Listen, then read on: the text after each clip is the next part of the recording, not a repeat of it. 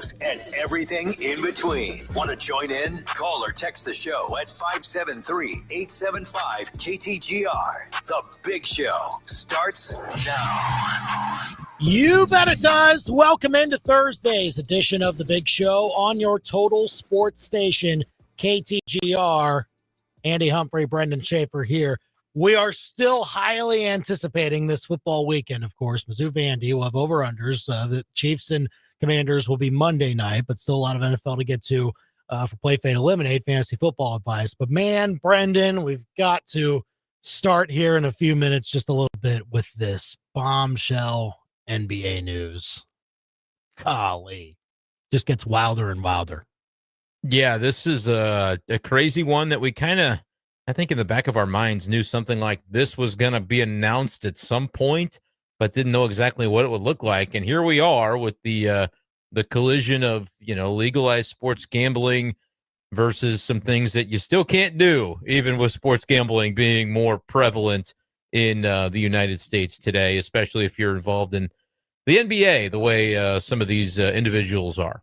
It is quite shocking. I mean, you can say that you're shocked. It's certainly tangly for a lot of these players. We don't know if there's more involved, but there were several arrests today that I'm sure shocked some people. So give us your thoughts on it. At 4:05, we'll discuss it. We'll also talk some Mizzou Vandy with Calum McAndrew of the Columbia Daily Tribune at 4:25. But we want to hear from you today. Call or text us at 573-875-KTGR. You can also tweet us at KTGR Big Show. We're also live. You can watch the show on our YouTube channel at KTGR Sports. Also live on Facebook at facebook.com/KTGR Big Show.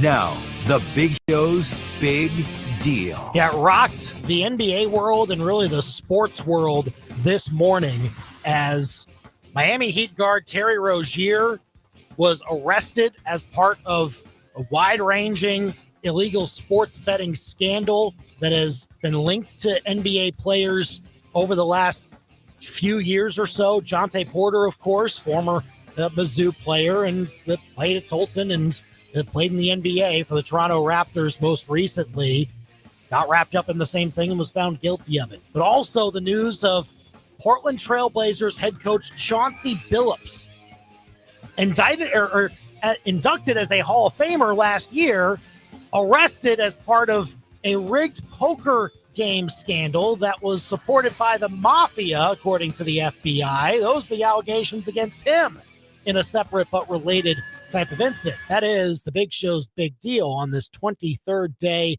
of October 2025. You can call or text us here at 875-KTGR. I mean, that one was the most shocking to me. I think we had heard about the Terry Rozier stuff for a few months now.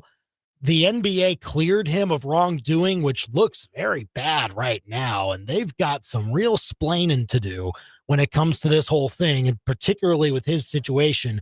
When you have your investigation, you clear him, but then the FBI comes in and says, no, we have enough to arrest this guy and stick him in court and put these allegations up against him. So there's a disconnect there as far as who's saying what, which investigative team is actually uncovering anything that was wrong on the part of Terry Rozier, if anything.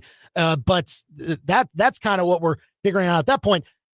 I was floored by the Billups news, though, Brenden. Like, that to me was just mind-boggling. Yeah, but apparently this is something that, like, in the poker world was known. I'm seeing clips surfacing from a couple of years ago of people talking about this exact thing happening. And it's weird because it does have these same kind of like ties to the mafia, right? There's this very prevalent underbelly of everything going on that I don't know. The tinfoil hat people are having a good day because there would be people that would tell you, oh, yeah, this is the kind of stuff that happens. It just, it's just not publicized. But yeah, I kind of figure it goes on. I don't know, man. It's hard to really to talk down to any of those conspiracy theory folks today with the news of, confirmation of a lot of this, it seems, right? Obviously, there's still going to be there's indictments, there's charges, and then there's going to have to be cases that are played out in court or whatever the case may be. But certainly not a great look. And yeah, it's messy to say the least. And on the part of Billups, it's one where it's not even necessarily tied to what's going on the court, but very clearly the NBA has a problem with it. And like, you can't have, like, even though that, I don't know what Chauncey Billups did to support this type of scheme or whatever it was. I think the allegations were that he was one of the guys that, the people running this illegal poker game or this illegal poker system. He was one of the guys that they used to draw in other people, like, oh, you get to play poker with Chauncey Billups, man. Yeah. Like, this is a big deal. Come and play with us.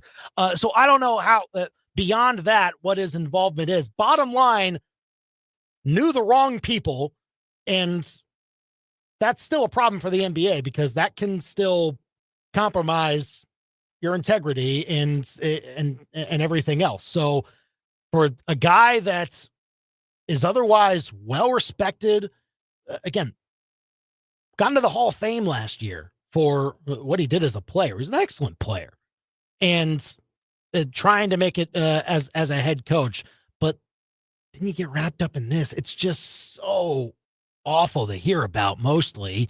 And look, I don't know. I mean, I saw you retweet Brenden, the Josina Anderson tweet, saying that multiple people have texted her saying, Chauncey Billups will be fine. I really don't know, Brenden. I can't make a prediction one way or the other on that.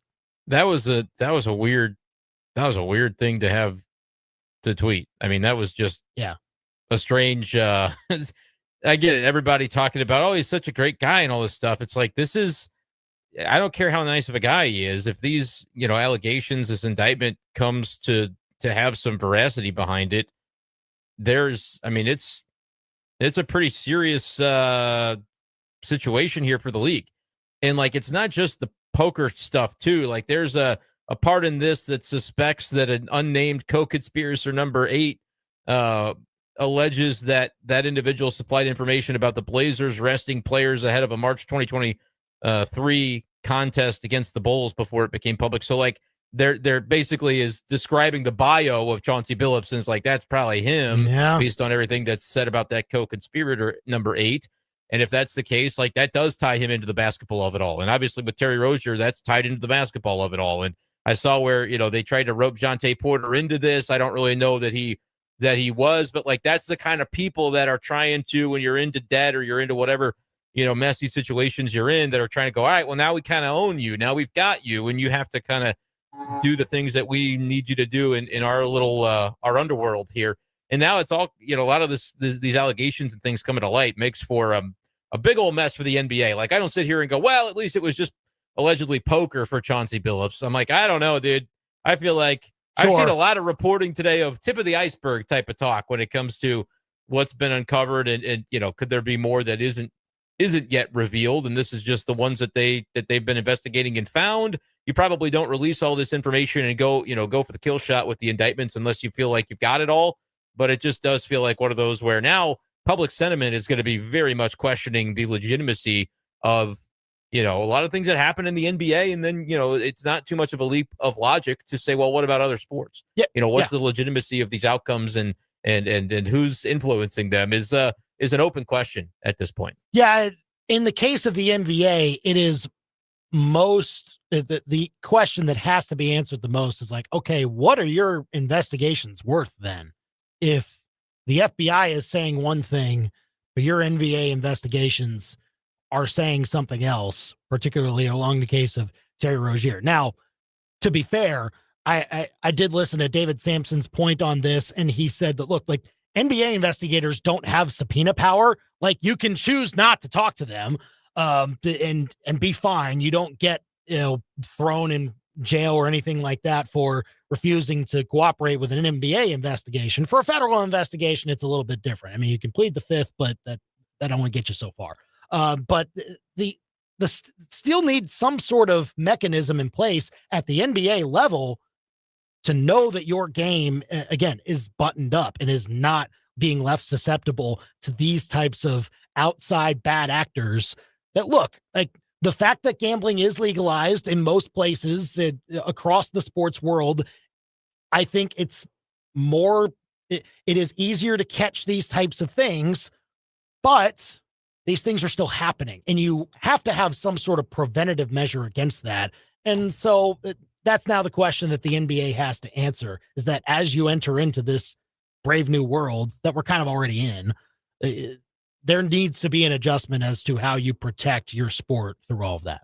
And I think that's the thing. You mentioned the NBA's investigation, and I think that's actually the tweet that I retweeted, not the Josina one. I did see the Josina Anderson one, but I retweeted the one where Shams Charania was talking about, the NBA has basically cleared Terry Rozier. There's not anything active going on with him. That was from June, where he was on Pat McAfee's show talking about all of this, but did mention at the time that they're kind of ceding to the federal investigation, and it's a federal case at this point, which maybe that takes the NBA off the hook a little bit, but it doesn't look great, right? Where they say, we didn't find anything.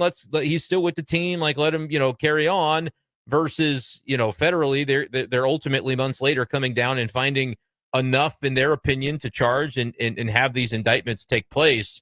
That doesn't look good. That's what I had said about it, is it's not a good look. It's not a good look for the NBA. It's not a good look for, the way that that it was presented and covered at the time versus the way that the NBA handled it, allowing him to, you can certainly, I know it's probably one of those things where leagues have to be careful about when they choose to do it, but there are lists that you can put players on to be able to say, all right, we're going to set you aside for a little bit here and until all of this gets kind of ironed out, because if it comes back later, it's not going to be a great look that we weren't able to ascertain, some of the information here that was relevant. But like Chauncey Billups, as you said, kind of a similar case, kind of not the same.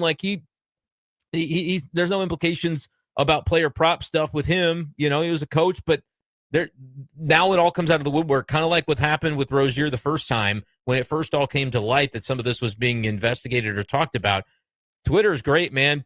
People say, well, on this game, I saw Terry Rozier make a bad play, and suddenly that's blasted to 10 million people that's tweeted out. And it's well, that's not even the game that the investigators were talking about. But it lends to that, it's a slippery slope of, if this was a night that he was doing it and they caught him, who's to say about the nights that it happened and they didn't catch him, or they weren't, focused on that as part of their investigation because the tracks were covered well enough that it wasn't applicable. Same thing with a head coach where you control rotations. Chauncey Billups was just the poker stuff, but he was willing to do that. He had to know that was not above board, participating in that in the way that he did. And so if he's doing that, is it a leap of logic to say, man, what else might there have been that has not been uncovered by these investigations, calling into question the legitimacy of the entire operation, which is not what the NBA wants. It's not what their television partners want. Is obviously the clip is making the rounds of First Take on ESPN, them talking about this, and they say, oh, you know what, we should probably take the gambling ads off the bottom of the screen while we're discussing this, because it's that's optics, Andy. That is stuff that matters, even if we can sit here and logically go, well, there's a difference between what a sports fan at home should be able to see a promo code and sign up and bet on versus what the actors within the league have to adhere to. But that's what I'm talking about, where it's in the court of public opinion, you're going to get yourself into some sticky situations with this at a minimum. Well, certainly trying to gain the public's trust. This is going to be a hard game for the NBA to try and win now with perception, that. Reality, my friend. Because look, we were wondering early this morning when this was all coming out, you heard about Terry Rozier, you had Chauncey Billups. You eventually learned about Damon Jones, also a former NBA player, but also wrapped up in this stuff and apparently just lending information to bettors about, insider stuff, injuries that could affect sports bets. And then they go and use that info and they win big. But there is still an underbelly of, is this just the start? I don't know. But it lends to all of that skepticism. And it's something that the NBA, if it is not the start, if these are the only players that are involved in this, which we have no idea to say one way or the other, they have to squash this as quickly as possible. And Adam Silver, I think at this point has a very tough job in front of him, because now you have to earn back that public trust, and you have to also do it while having those relationships with whoever it is, DraftKings, FanDuel, whatever. Like, it's just, you got to have still that trust with them. Yeah, well, and the one thing I would say with them is those companies are probably actually part of the reason that this has been uncovered. You know, people are adding, conflating and saying, well, the legalization of gambling has brought about all these, sticky situations. It's like, actually, it's probably allowed it to come to light a little bit more easily because you've got the compliance within those corporations going, hey, we flagged these bets because for whatever reason, they bet a crap ton of Terry Rozier unders tonight outside of what normally would be bet for like any shooting guards unders. And oh, by the way, he just so happened to only play 10 minutes and then left with an injury. Like, because of the data that we have through these corporations that are putting out the sports betting, they've got that, and they absolutely are going to say, NBA, we're going to let you know that this happened. It probably should be investigated. And then, beyond the NBA, the government, the FBI is having a press conference about all of this. So as much as I understand the knee jerk is to say, we told you it wasn't going to be smart to legalize. Is there a realm in which, unfortunately, all of this has probably been happening on various levels under the cover of darkness for maybe decades, maybe since organized professional sports existed? Like, we're just catching more of them now. Plenty of scandals over time, right? Like, there's the Boston College scandal from, I believe that was the 80s. There's a 30 for 30 about it. Like, there are so many instances of point shaving. It's not even just the United States. You go across overseas to things like that. Like, it's just, this is some human nature stuff, baby. This is not, and they didn't get them all. You know what I'm saying? No. Just because they got this syndicate, maybe they got everybody involved with this particular syndicate in the mafia. I was 0% surprised to see the mafia involved in whatever this ended up being, right? No, we don't. I'm a square, right? I don't have anything to do with these kind of people, but I imagine that they're out there. And so it wasn't a shocker to me to see that, revealed. But Andy, I'm not going to buy it when they say, well, we got them all.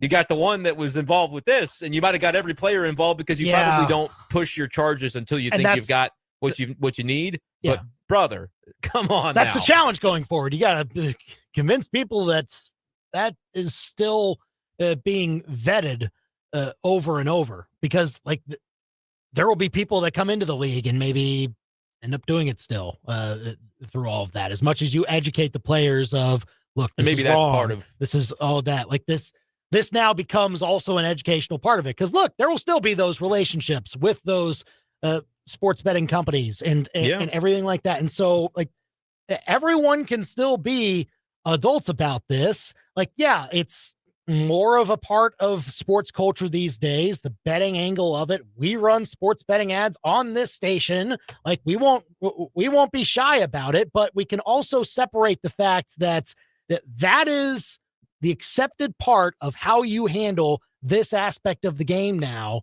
And it helps to squash those unaccepted parts of it where bad actors come in, they try to manipulate that system, and it can get flagged a little bit easier now because of the world that we're in. Yeah, and you could also, though, make the case that would there be players that, because it's so accessible, are involved in it and otherwise wouldn't have been? I think inevitably there's going to be some of that, but ultimately it is just a case where using the data, using the information that they have to notice inconsistencies, again, and I think it's probably easier to do than we think. I know these happen at such a large scale, but like when it comes to unders on player props in particular, or in the case of the baseball guys, like Emmanuel Clase, it's first looking like pitch he's stuff, just like done because of first pitch stuff where you can manipulate that singular event. You don't even, that one is even more honestly amazing that they uncovered it. Although when you look at the videos compiled of just how bad some of those pitches where you go, okay, I can see how they figured it out.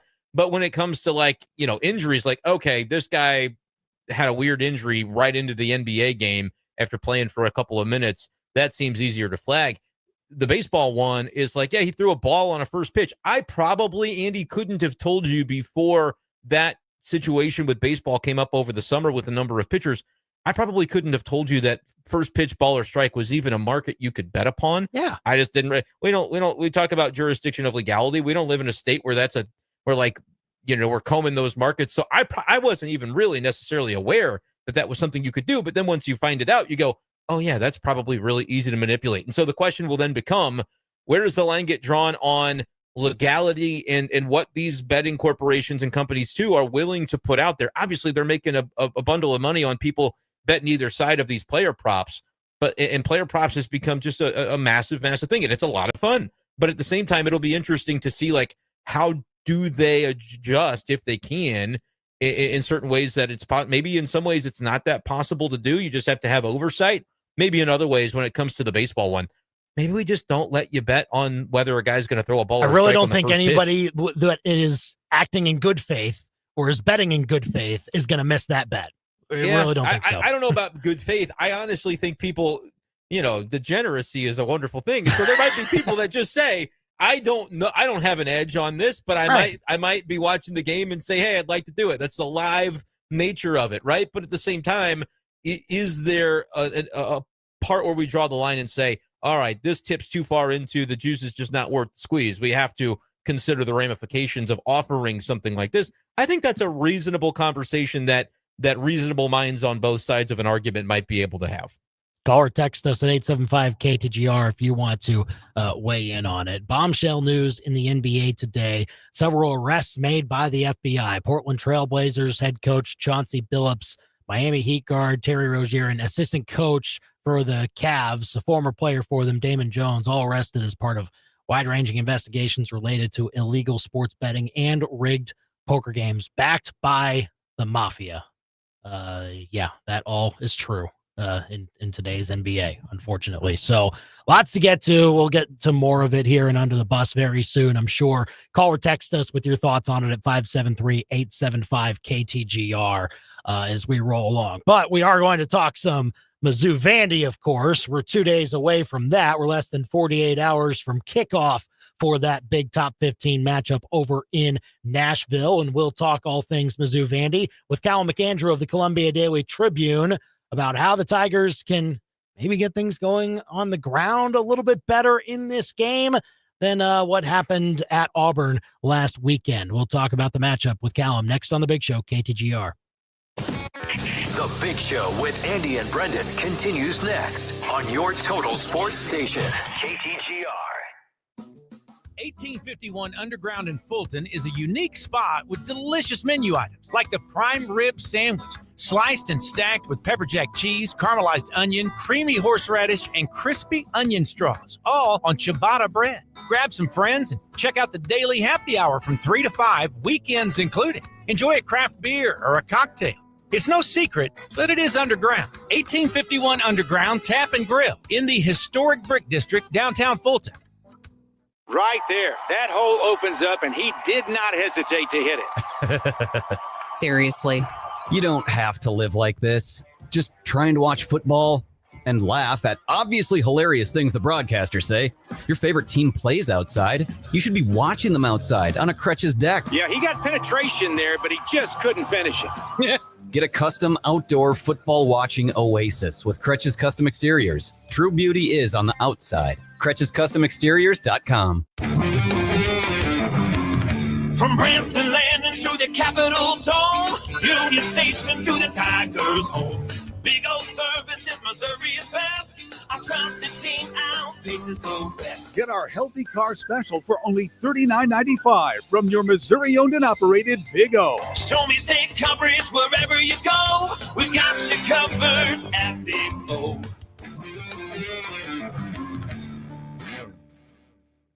There's something special happening here, and it's because of big, bold ideas like yours. We are Fuse 32 Marketing, a marketing agency with a roster full of top-tier talent. Our digital ads and social pages pop off the screen. Our designers crush creative concepts, and we have some outrageously creative writers and producers to tell the stories of the brands we're building. Fuse 32 is redefining marketing with cutting-edge strategies and limitless creativity. Join our sales team at Fuse 32 Marketing, where there's nothing we can't do. Apply now at Fuse32.com.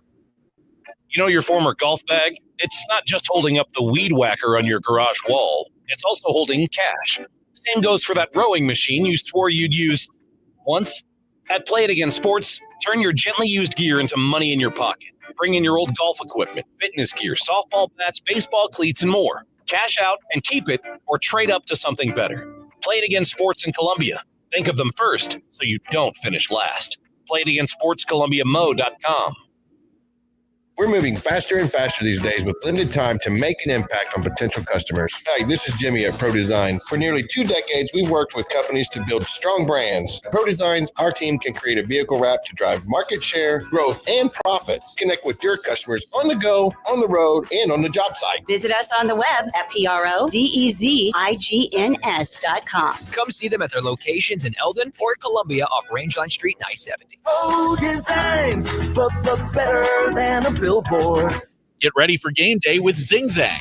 Zing Zang has you covered. Kick off with their ready-to-drink Bloody Marys featuring 6 times distilled vodka, or turn up the heat with their blazing Bloody Mary. Prefer margs? Enjoy classic or mango margarita, both made with premium Blanco tequila. With 9% alcohol, these cocktails deliver bartender-quality cocktails with legendary taste. Find Zing Zang at your local retailer. Zing Zang, taste the legend, and please, Zing Zang responsibly.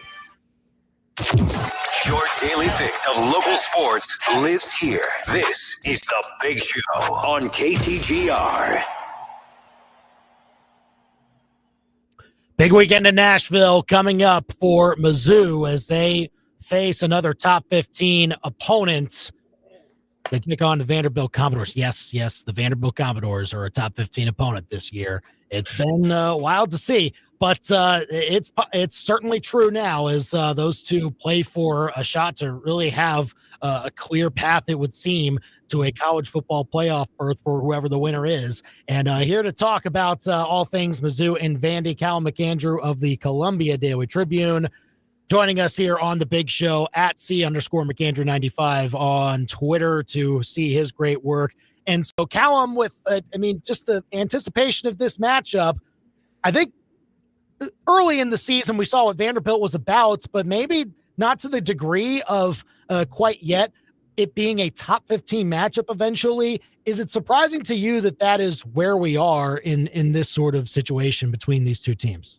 Yeah, I remember sometime in June when the content well runs completely dry in college football. I wrote something about Vanderbilt. Just don't underestimate them this season. You know, bringing back guys like Diego Pavia and Eli Stowers, there was always the potential for them to be kind of a similar threat to what they were last season, the team that took down Alabama but couldn't really sustain that into the back half of the season. They're a better team than that. They are infinitely better than what they were last season. They are a much more well-rounded squad. They are so much deeper, so much better than they were last season.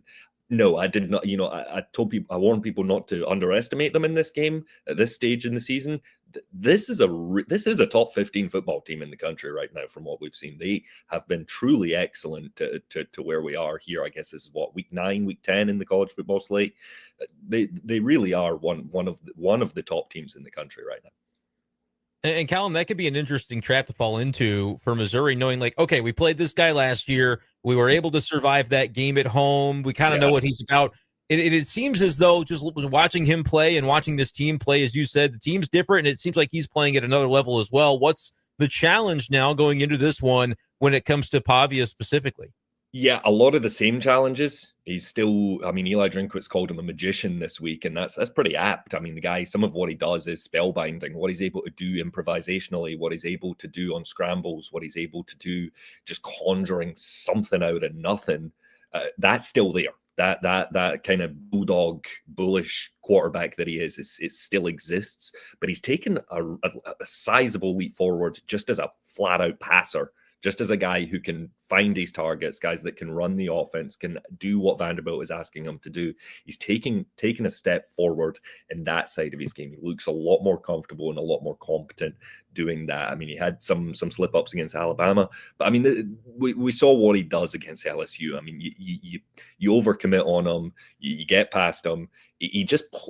I think the best way he just plays quarterback, doesn't he? He just, there's no hesitation. There's no thinking through. He just does. He will take what a defense gives him, and he's highly effective at it. Calum McAndrew of the Columbia Daily Tribune here on the Big Show KTGR. With Mizzou coming out of their last game and by the skin of their teeth with a victory like that against Auburn, just scraping and clawing to get it done. With the run game in particular, with how they struggled to get it going. I mean, a lot of it you can credit to Auburn being a very tough defensive front, but clearly Eli Drinkwitz had thoughts on how they could get the run game going and pointed the finger to him and his coaching staff on that. I wonder how you kind of assessed to Calum and whether this is a chance, even with Vanderbilt and how well they've been, to get that part of Mizzou's offense and that aspect running again. Well, they have to. They have to. It's the bread and butter of what Missouri does. It's the cornerstone of an Eli Drinkwitz, Kirby Moore offense. It is what they do. They run the stretch. They run the outside zone, and it sets the foundation for everything else they do. They have to get it going. And here's the big problem.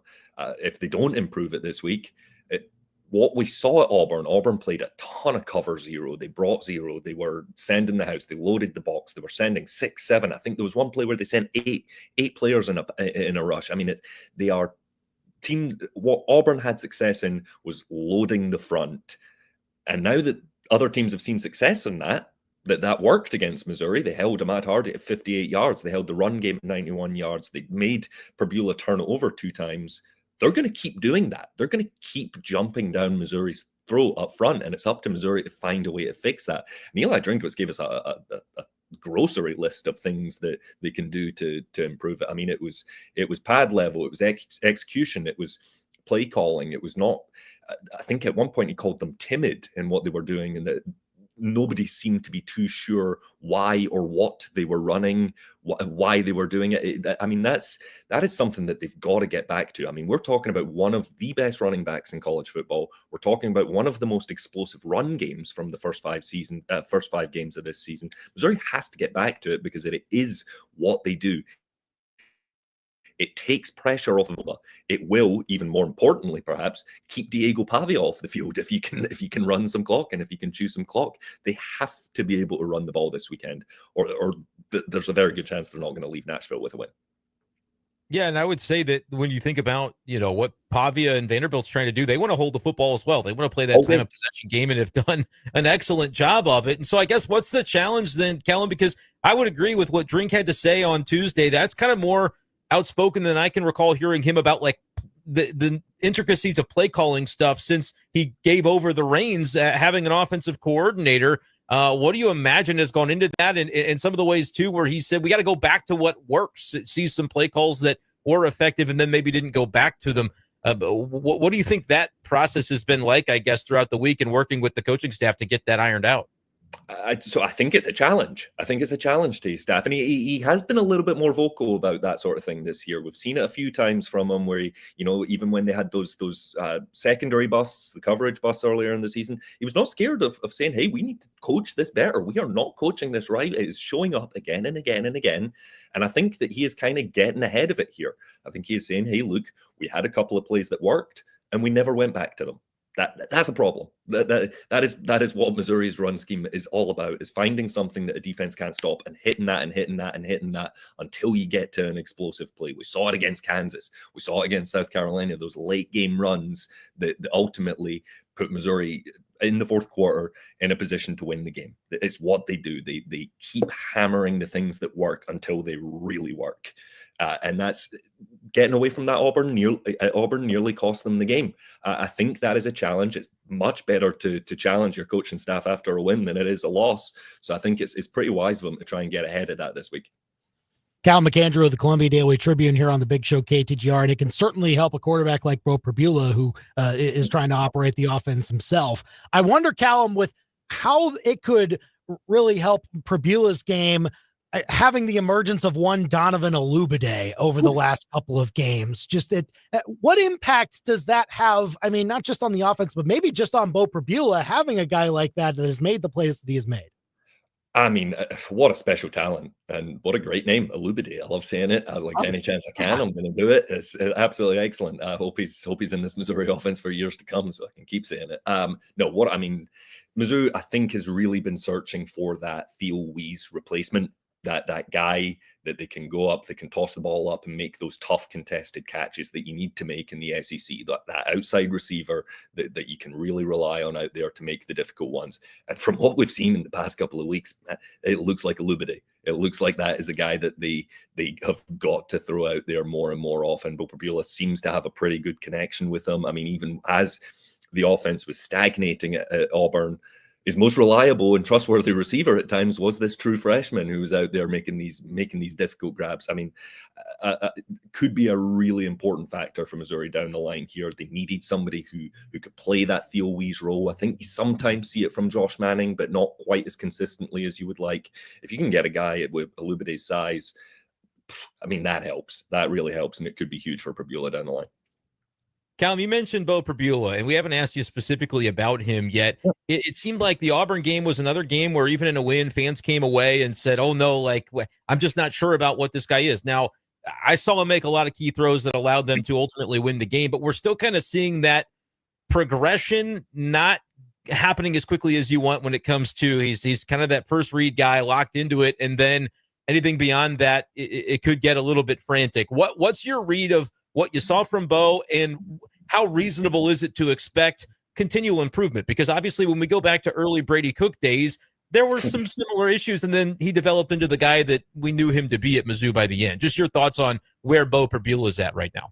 I think that's exactly right. I mean, you look at the 2022 season with where Brady Cook was. I mean, they were throwing him into a quarterback competition with a freshman because of it. You know, it really did require some development and progression from him. As far as Pribula is concerned, after the Auburn game, immediately after the game, I was pretty harsh. You know, I do post-game grades, and I sat down and I think I gave him a D. And, you know, I sat down after about an hour and a half of sleep and a flight out of the turmoil that is Atlanta airport. And, you know, I was like, you know what, maybe I was a little bit too harsh there. So I sat down, got down into the numbers, and really what he did wasn't too terrible. You mentioned it. He made some really key throws. And I think the key point here was that he adjusted to Auburn's cover zero. The thing that gave him the most problems, the thing that caused him to throw 2 interceptions, Auburn's cover zero, their blitz packages, they blitzed him 55.3% of his dropbacks. That's insane. That's nuts. That's so much. They showed that same thing in double overtime on the 3rd and 10 throw at Kevin Coleman, and he executed. Now, I think that shows in-game improvement. And I think we'll steadily see some of that week by week improvement from him as well. I think you got to give. I asked Drinkwitz about this a couple of weeks ago, and he said, look, the expectation that he would come in here and be perfect is unrealistic. That is not going to happen. It's so rare for an SEC starting quarterback to be able to do that. So I think you got to give him a little bit of grace. Here's the other thing. He was the first Missouri starting quarterback to win in the road debut since Matty Mock. I mean, that is, I mean, wow. Yeah. I mean, you go back. It's not an easy test. It's not an easy thing to do. I mean, Brady Cook got thumped in Kansas State. Drew Lock got beaten, I believe, West Virginia. Kelly Bryant lost at Wyoming. I mean, it's a difficult thing to do to go on the road for the first time as a starting quarterback. And Bo Pribula went to Jordan-Hare and won the game. That is, he made the couple of plays right there at the end that won them the game, and I think that shows reason for encouragement, I would say, for Missouri fans. Certainly important there. Calum McAndrew of the Columbia Daily Tribune here on the Big Show KTGR. And then just a thought defensively on what Mizzou needs to do, and certainly came out of the last game against Auburn with a pretty good performance, the way that they played in that one. But obviously a different test with what Diego Pavia does differently than any other quarterback that Mizzou really faces this year. There's no one way to play it. In your mind, Calum, like, you're probably going to give something up to him. What do you give up to him, and how do you decide to play a guy like this? I think that it is tough because Vanderbilt does so much, and they do so much that confuses defenses as well. And they're so physical up front with their 12 personnel. They have a really effective run scheme. It's essentially the option. They're essentially running the triple option at times. I mean, they are a physical football team. And when you combine that with a +1 run game and Diego Pavia, it's tough to defend, and you have to kind of pick and choose your battles there. I think the main thing that you cannot do, and LSU did it time and time again, it seems to be a common Blake Baker problem, rushed past Pavia.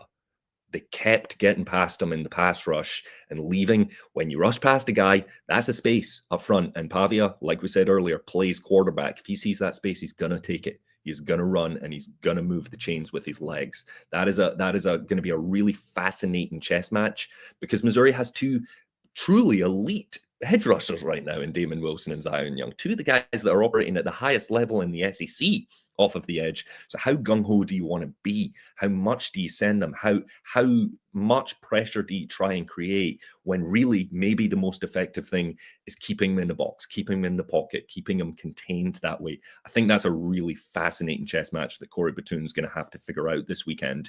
I'm really intrigued to see how it will go down. I love that you brought that up because Andy and I have gone back and forth on this exact topic this week. I hearken back to the LSU game with Blake Baker as the DC, and you go, well, that certainly didn't work the way that they, would played that out, and then obviously didn't ever get him to the ground. But how do you? It almost seems crazy to say, oh yeah, let him stand in there and try to throw it down the field. Like what's the balance that needs to be struck in not running past the guy but still trying to make him feel you? Because that's the problem. You're looking at a guy that's gone from I believe a 58% passing completion percentage to 75 this year. I mean, he has thrown the ball real good, and he's got some of the best tight ends in the country. And their offensive coordinator, Drinkwitz, said it this week. He's happy to 6 yards you to death. He will if you let those tight ends on those underneath and shorter and out routes and stuff, they will 6 yards. That I don't know if I can't swear on here. They will throw 6 yard after 6 yard after 6 yards. It really is. It's such an interesting chess match. I am fascinated to see how it plays out because that's why Diego Pavia is a Heisman candidate. It's why, because there is so many ways that he can hurt you, and you have to pick and choose your battles, and you have to figure out what is the best way to stop this Vanderbilt offense more often than not. That's on Corey Batoon's shoulders right now. What's your score prediction, Calum? So I've decided to just start embracing the weird because, man, these Missouri games that are going down to the wire, they're costing me sleep. For one, I've actually predicted overtime again this week. I'm going to go for it for the second straight year in this second straight week and the second straight year in this matchup. And I'm going to say Missouri pulls that out in overtime. That's what I went with it over at the Tribune this week. Missouri's just playing weird games right now, man. I don't know, like that's. I'm going to lean into it, embrace it. No, that's great. We don't usually see overtime predictions. You gotta be bold every so. I think that could happen here. That'd be a heck of a call. I mean, that'd be something else. That would be like. Trust me, I'll be taking my victory lap if it happens. You should go around the First Bank Stadium if you need to, Calum. Yeah. Like that would be. I'll take it for you. Yeah, there you go. So we'll be looking for overtime, I suppose, if you're into that. If your heart's into it, Mizzou fans, for Mizzou Vanderbilt coming up on Saturday. Great to have Calum McAndrew of the Columbia Daily Tribune here. Again, great work over at the Tribune that he puts out each and every week when it comes to Mizzou sports. Follow him on Twitter at @C_McAndrew95. Thanks for coming on, Calum. And don't worry, producer Ben was ready with the dump button in case, Perfect. Yeah, got the bleep already. Thank you for having me, guys. Thanks, Calum. We'll see you soon. Big Show is on at 4:44 KTGR and the KTGR app. That's awesome. I love that. It's fantastic. I love that he brought up that question of, because I was watching that LSU game for Vanderbilt and I saw it where it's like, and really, frankly, it happened in Mizzou versus Auburn as well, which Jackson Arnold just wasn't able to take advantage. But we would see these great Mizzou edge rushers kind of shred past, and now they're behind the play, and it's basically 11 on 9. And it's not to say that, you can just you just can't pressure a guy and don't worry about it. No, you have to find a way to make Pavia uncomfortable. But I do fear the idea of potentially leaning in a little bit too hard on just like, oh, we got to bring him down. And then suddenly you're out of the play and you're playing at a big deficit, and how they manage that will be interesting. It's important to get pressure, but you almost need to do it with 4 guys. I don't know how much you can blitz them in this game. So maybe if that's the question. You don't get home. You did give up a first down. You're giving up. That's the gamble with this. It's not saying never blitz them. Maybe it can work out. And Corey Batoon has done it in some good spots before, but you need to consistently get pressure with 4 guys in this game. You need to devote a spy, and it's a numbers game at that point. Yes, but I also, the times where you're like, oh, we're in a favorable 3rd and long, here we go, and it's like feels like a big moment. and they don't bring pressure, the guys, the numbers that they're using in the secondary have to be doing something, especially as we talked about with Calum, who said, they'll 6-yard you to death. That terrifies me to hear, because that's exactly how Mizzou has been very comfortable giving it up. They will give up a 6 or 7 yard route, and then the play will begin for the defensive backs that will go to tackle the player that just caught the football. And it doesn't matter down in distance. They have done it far too often for my liking, and that would be my concern, is like, all right, if the not bring in pressure version of the defense just stands out there, waits for the guy to catch a 6-yard route, and then he turns it into an 8 to 12 yard play, as we've seen happen a number of times in these games against actual competition, that's going to be a long day for the Mizzou defense. If you're not going to bring pressure, we got to do something different than this soft zone coverage, this stuff of like this wait and react to the play type of stuff the secondary has been doing way too much. The coverage has been bad. Like, they have not been good enough, in my opinion, in these games that count against that type of offense. So that is a concern for me. I get it. You don't want to let them beat you deep, and Alabama didn't beat them deep. Obviously, Auburn, that's not really a big part of their game plan. But it's big plays for them. It's just like for sure, take the top off, things like that. But that's not something that Mizzou has really allowed to happen with much frequency in these last couple of games that have been nip and tuck. Vanderbilt's going to try to do it to you as well. But if you say that's our number one priority is they can't beat us deep, you are going to get burned on the other stuff, because we've seen that happen far too often already. And they're probably better at doing it than the offenses that we've seen do it to you so far. Call or text us at 875-KTGR. All right, under the bus next. Well, in the NBA, what's under the bus when it comes to that. And a very unfortunate choice of words from Chauncey Billups last night. That's next. Now, your local Sports Center update on your total sports station, KTGR. Good afternoon, I'm Ben Hermes, and this live local sports center is brought to you by Lee's Tire Company. It's around in rubber, Lee's sells it. Lee'sTireCompany.com. Well, the big news out of the NBA today, Portland Trailblazers head coach Chauncey Billups and Miami Heat guard Terry Rozier were both arrested this morning in relation to an illegal gambling and sports betting scheme, according to ESPN's David Purdom. 34 people in total were arrested after a year-long investigation involving tens of millions of dollars. Billups was arrested in relation to a scheme involving rigged poker games, while Rozier was arrested in relation to an illegal sports betting scheme involving information not given to the public being used to bet on several NBA games spanning 1 year from March 2023 to March 2024. Both Billups and Rozier have been placed on immediate leave from their respective teams. Tago Splitter will serve as Portland's interim head coach. And Chiefs offensive tackle Josh Simmons did not practice in Kansas City's practice today. Simmons missed practice yesterday due to personal reasons, and head coach Andy Reid said during the opening statement to reporters in his press conference today that everything was all right and that Simmons is just taking care of some family matters. Reid has given no status for Simmons for this week's game. Your ABC 17 Storm Track forecast is with Shangri-La Dispensaries. With 2 locations in Columbia and 1 in Jefferson City, Shangri-La Dispensaries is paradise found. Find them at ShangriLaDispensaries.com.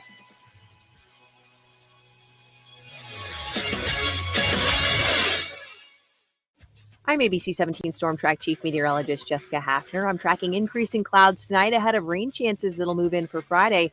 Scattered showers and clouds will keep us in the upper 50s tomorrow. We'll likely see scattered showers continuing from Saturday into Sunday with highs just under 60 degrees for the weekend.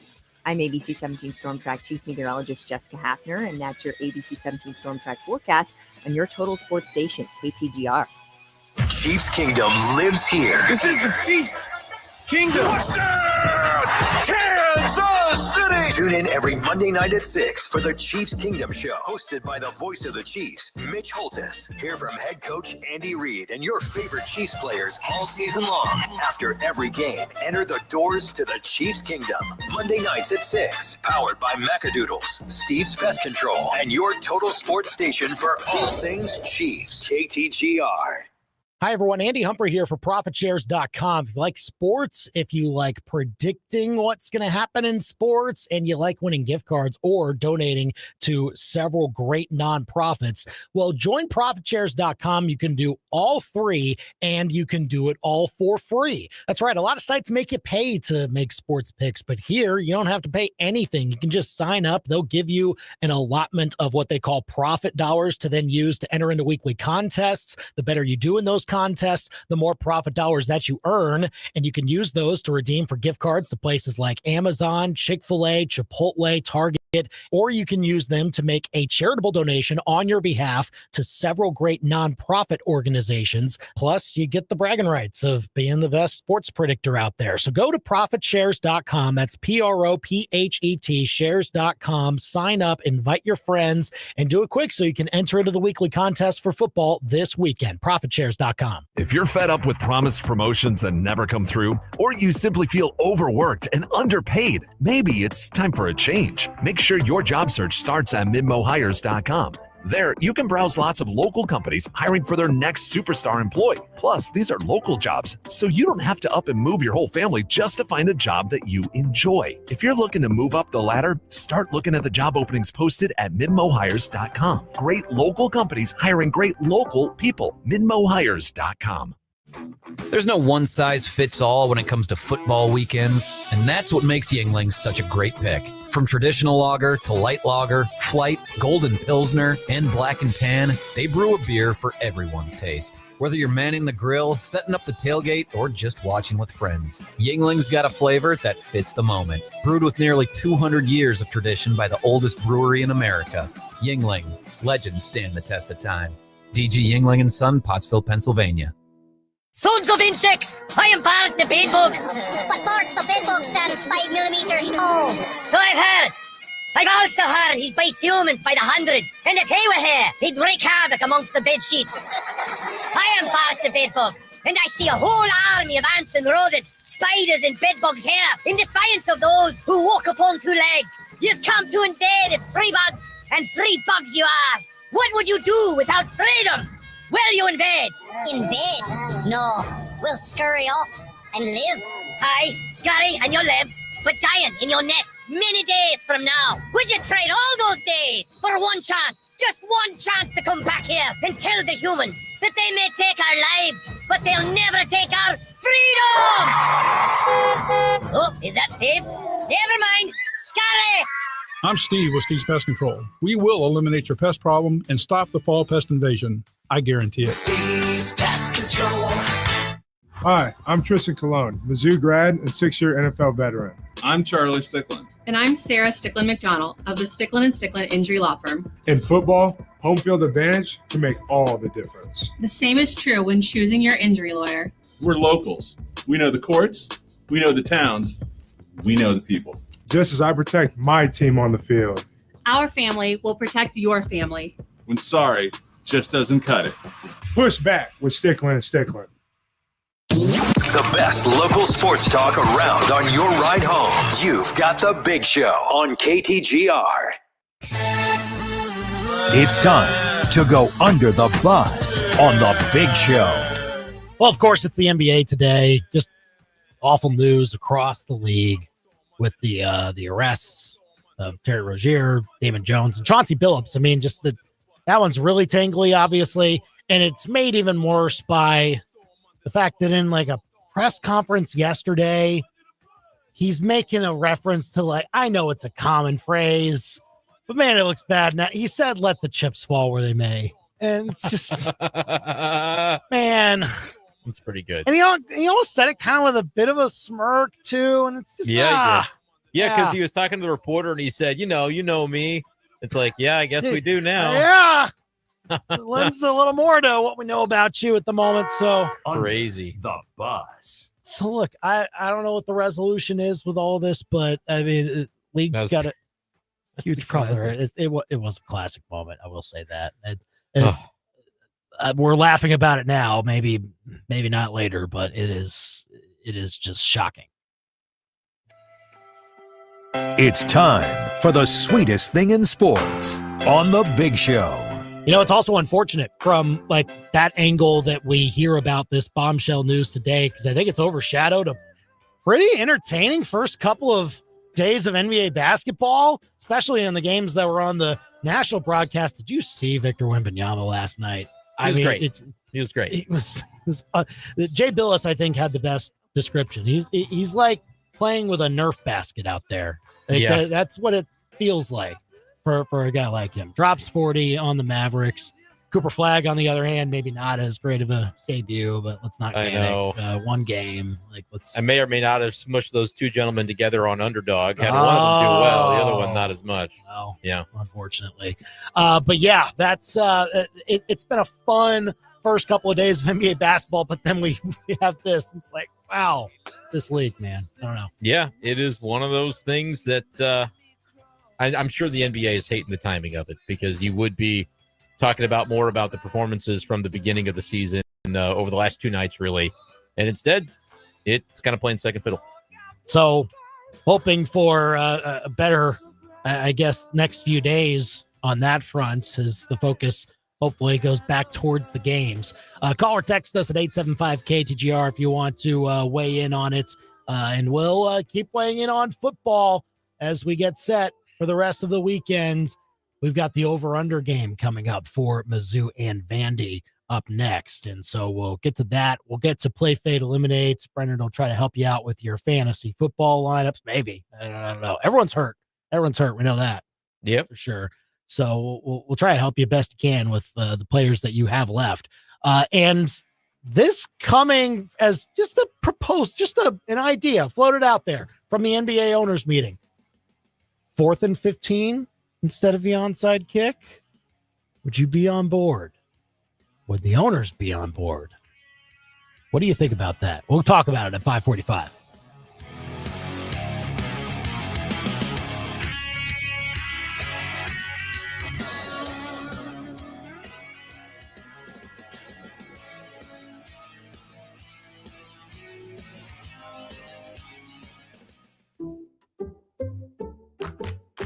Did you hear? Allstate car insurance now costs even less. So when you bundle with home, you can save even more. Check Allstate first to bundle and save with a new lower auto rate. You're in good hands with Allstate. Not available in every state. Only applicable for new auto insurance business. Rates will vary by several factors, including how you purchase the policy. Potential savings may vary. Allstate North American Insurance Company and Affiliates, Northbrook, Illinois. When you're hiring, have you ever felt like you're missing out on meeting great candidates? Well, they're not hard to find when you go to ZipRecruiter. ZipRecruiter helps 10 million people with their job search every day. People who are actively looking for jobs like yours. So it's easy to find the right person fast. 4 out of 5 employers who post on ZipRecruiter get a quality candidate within the first day. Try ZipRecruiter for free at ZipRecruiter.com/free. That's ZipRecruiter.com/free. I'm Michael Agnew with API Project Fitness. At API, we're dedicated to helping you reach your fitness goals with workouts that are motivating, challenging, and effective. Our group classes are high energy and designed to maximize your time with efficient movements and smooth flow. There are real results here to find, whether you're just starting out or ready to push it to the next level. API is where hard work meets progress. Everyone needs a fitness routine. Let us be yours. Sign up today for a free trial at APIProjectFitness.com. The warm scent of maple spiced coffee fills the air. And is that a hint of Caribbean rum? That must be Caldy's Coffee Highlander Grog Brewing, our decadent maple spiced blend that's won fans nationwide. Loved for how it smells and for how it makes you feel. Each cup brings back the comfort of a classic coffee morning. Cozy, nostalgic, maple spiced coffee. Shop Caldy'sCoffee.com for your bag today. Also available in pods. KTGR AM Columbia, KTGR FM Fulton Columbia, K286CL Columbia, in Missouri's total sports station. KTGR Sports Center. I'm Nick DeLuca. Investigation continuing on NBA gambling. Blazers head coach Chauncey Billups, Heat guard Terry Rozier, and former Cavs player and assistant Damon Jones arrested as part of investigations related to illegal sports betting and rigged poker games. Total of 34 arrests were made, covering 11 states and involving tens of millions of dollars. ESPN's Jay Williams says it's a bad day for the NBA. This is a really big embarrassment for the league, having a player, a former assistant, and obviously a guy like Chauncey be involved. Makes it feel as if it's a way bigger challenge and issue for the league. Williams on First Take. In the NFL, Thursday Night Football tonight, Vikings visiting the Chargers. Another start for Carson Wentz tonight, his 5th straight, with J.J. McCarthy still sidelined. Minnesota activating running back Aaron Jones off of injured reserve. Lamar Jackson practicing for a 2nd straight day, but still limited with his hamstring injury. The Ravens take on the Bears on Sunday, trying to avoid 1-6.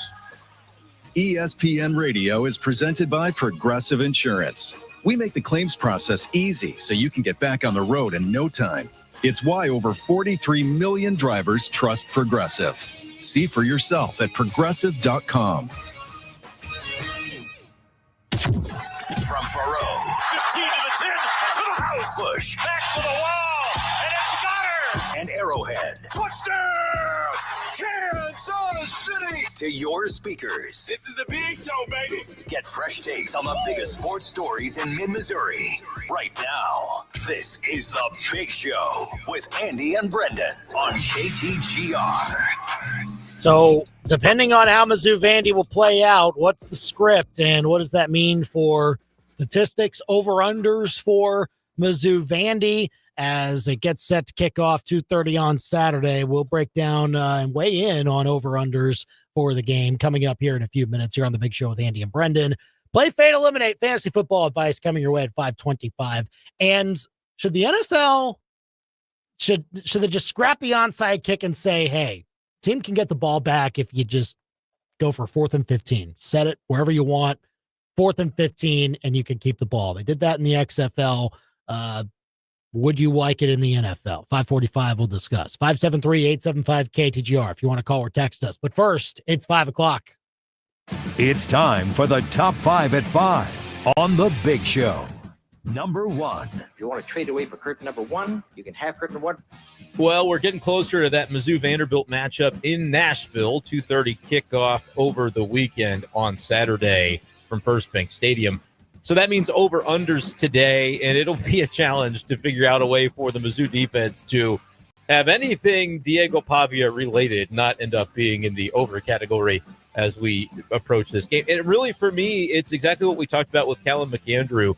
For Mizzou, you want to have an impact with your edge rushers that are so fantastic, Damon Wilson, Zion Young. But if Diego Pavia's escapability takes those guys out of the play when you over-pursue, what happens on the back end of that is something that you have to consider. We'll get into it all coming up here in just a few minutes. You can text us your over-unders, 573-875-KTGR.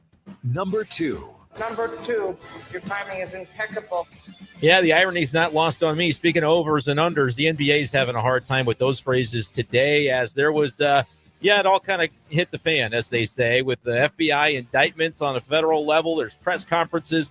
There's players involved in, allegedly being involved in basically tanking their own stats in order to allow for folks that are evidently tied up in the mafia to profit from that. Terry Rozier involved, Chauncey Billups involved on a little bit of a different level, rigging poker games and luring high-profile individuals with money to play with NBA players. Wow, what a thrill that must be. But then they ended up losing their money because of the technology that was being used allegedly in these illegal poker games. Tens of millions of dollars wrapped up in this, and who knows if we've just cracked the tip of the iceberg. Number 3. And it's a shame because NBA has opened over the past 2 nights, and it's been a lot of fun to watch the basketball. How about Wemby? 40 points, 15 rebounds last night. Maybe not as strong of a debut for Cooper Flagg, but still a lot of fun going on. Shout out I'm going to give to Ryan Kalkbrenner of STL native. He went to Creighton, had a double-double in its first pro game last night for the Charlotte Hornets. I love hoops being back. Number 4. Oh, shanked it. Blue Jays have said that rookie Trey Savage will start for Toronto in Game 1 of the World Series against Blake Snell and the Dodgers. This guy was at A-ball to begin the season. It's a reminder of the type of pitching development the Cardinals need to get back into to be a contender once again. It just hasn't happened on this type of level for them in recent years. Number 5. What is the 5 fingers? Say to the face. Slap. I do love the idea of this 4th and 15 proposition coming up again in the NFL because, frankly, onside kicks, they just don't work anymore with the way that they structure them and the rules in place. I would love to see more potential chaos, so I would be pro a 4th and 15 onside kick. That's The Big Show's Top 5 at 5 on KTGR. Call or text us at 875-KTGR. See, I think I like it too, I just wonder if it's too big of a change, like it, or if we even care anymore because we have done such weird things with the kickoff already, and it's just that who cares? We've already broken through that threshold of like, things are already looking way different anyway. You have to be careful with like how makeable you make a play to consider it an onside kick, because like 4th and 15 seems way more likely to occur successfully than an onside kick at this point. And so maybe you're going a little bit too far in that direction where now suddenly it doesn't really matter if you are trailing in a game. If your offense can do it, that's the only part of the sport that matters anymore, because you can just continue to stay on the field. They'll have to be careful, I think, with how they approach it. I'm open-minded to it, though, just because, I don't know. I think it's okay to evolve the game in certain ways, and it would definitely add to the excitement at the end of games. You don't want to make it a sideshow and a spectacle, but we'll maybe debate back and forth on that a little bit further at 5:45. Yeah, get your thoughts in on it. 573-875-KTGR if you want to chat about a potential. It wasn't even something that they really considered, but the executive vice president of the league said, hey, maybe it's time. All right. Over-unders for Mizzou, Vandy. Fascinating to see where we start with Diego Pavia here, just with what type of game he could have. Like, because he doesn't have to have a huge numbers game, I think, especially passing-wise, in order to lead Vandy to victory. Right. Because like this past time, he only had like 160 yards passing against LSU. But it didn't feel like it. But he ran for, I think, 80 plus and obviously a couple of touchdowns. So that the balance of that was certainly struck by him in both parts of his game. And so that's what made him dangerous and ultimately why Vandy was able to win that game. So I'd be curious to see where his number is at, but I would like lean on the under almost with that. And as is tradition with these Thursday shows, a lot of times we may not have full unders on every site, but right now, if you were to look on the site I'm looking at for overs, the number is around 60 plus at minus 106 is what you would get to say over. And so that would imply, minus 114 or so, minus 116, depending on how much juice that particular site wants to take and screw you out of as a sports bettor. The favored side would be under if the number was 60. By just a little bit. It's pretty even, but let's just put it at 60 and say over under 59 and a half rushing yards. Does he get to 60? I think this number, by the way, more instructive about Vandy's success offensively than just purely looking at his passing number for the reasons that you said. Like his passing numbers the last two games have been sub 200. He could throw for 190 and have a great game. He could throw for 240 and have a fine game, but it's not going to tell the full story. How many times he's able to break free and run on you does feel like it's a little bit more, I think, instructive of, what he's able to do. He runs a lot of the time, but in that Alabama game had a little bit less successful of a time, 4.8 yards per carry instead of like 8.8 or 9.6 or 5.1 like he had against LSU. So what do you think about that one over under 59 and a half? I think under for him. Oh, that's bold. I would take over. You think so? I would take over. Well, so here's the thing. Mizzou has done fairly well against this. Against this or against a mobile quarterbacks, putting that in parentheses and then going, yeah, but they haven't seen one like this specific. Well, I mean, technically they have seen one like this. He's just a little bit better passing wise. And so Diego Pavia is. Okay. Gotcha. Yeah. So like, I think that aspect of 60 is a lot if you think about it. It's a lot when sacks count as well. But he doesn't get sacked very much. Not and so much. I'm not even saying that even from that part. I think it's still a number that's tough to get to for quarterbacks. But if he did get sacked, let's say he gets sacked once in the game, because that's kind of been, if he's sacked, he's only been sacked once this year. Right. What's the over under on the yardage on that sack? Because that's liable to be 9.5, 14.5. It could be a big sack. Yeah. If you happen to get him, it's probably a fantastical one where he ran around for 20 seconds before you finally pinned him down. No doubt. But no, to your point, he doesn't take a lot of sacks. Now, for context, I may be a little too optimistic because last year he ran for 84 yards against He Mizzou. sure as shooting did. Yes, he ran it 17 times.